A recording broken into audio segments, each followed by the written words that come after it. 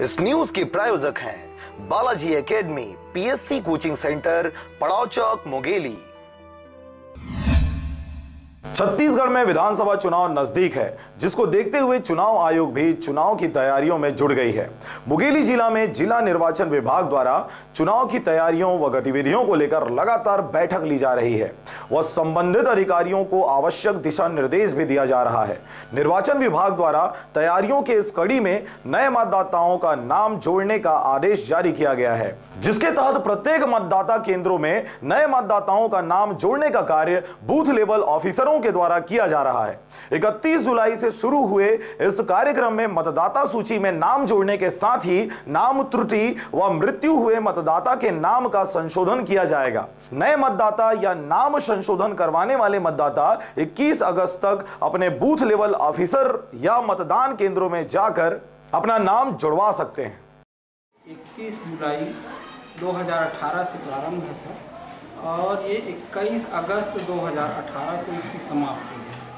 हम लोग यहाँ मतदाता जो नए मतदाता हैं 18 वर्ष या उससे अधिक उम्र के, इनका नाम प्रारूप 6 में जोड़ा जा रहा है। कुछ जो यहाँ से नाम अशुद्धि है उसको शुद्ध किया जा रहा है, या स्थान परिवर्तन हो गया है या मृत्यु हो गई है, उसका नाम काटा जा रहा है। इलेक्शन कमीशन के निर्देश पे विगत जून से जो हम लोग का विशेष संक्षिप्त द्वितीय पुनरीक्षण का कार्रवाई चालू थी, वो कार्य कंप्लीट कर लिया गया है।